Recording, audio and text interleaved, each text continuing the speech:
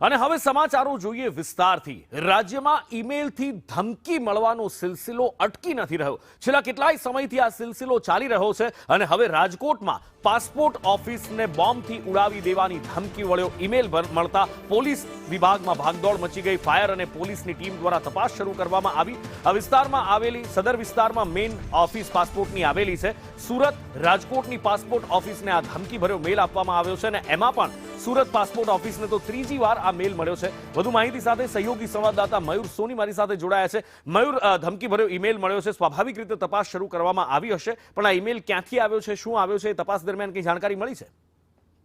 નુપુર, સ્પષ્ટ રૂપથી એ તો સામે નથી આવ્યું કે ઈમેલ ક્યાંથી આવ્યો છે, પરંતુ રાજકોટની બે અલગ અલગ સરકારી કચેરીઓ છે તેમને બોમ્બથી ઉડાવી નાખવાની આ ધમકી આપવામાં આવી છે, જેમાં એક પાસપોર્ટ કચેરી છે મક્કમ ચોક ખાતે આવેલી, બીજી મુખ્ય પોસ્ટ ઓફિસ કચેરી છે જે સદર વિસ્તારની અંદર આવેલી છે જુબેલી પાસે। આ બંને કચેરીઓને બોમ્બથી ઉડાવી દેવાની ધમકી આપવામાં આવી છે અને બંને કચેરીઓને જે ઈમેલ આપવામાં આવ્યો છે એ અલગ અલગ સમયનો આપવામાં આવ્યો છે।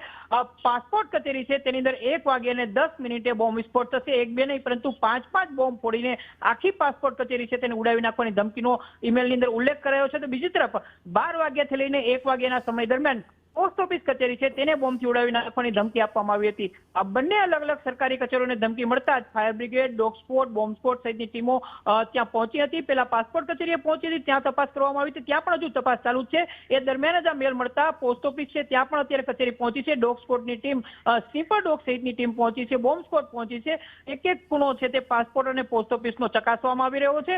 ખાસ કરીને પોસ્ટ ઓફિસ, દિવસનો સમય હતો, મોટા પ્રમાણની અંદર અરજદારો આવ્યા હતા, તેમને પણ બહાર કાઢવામાં આવ્યા છે।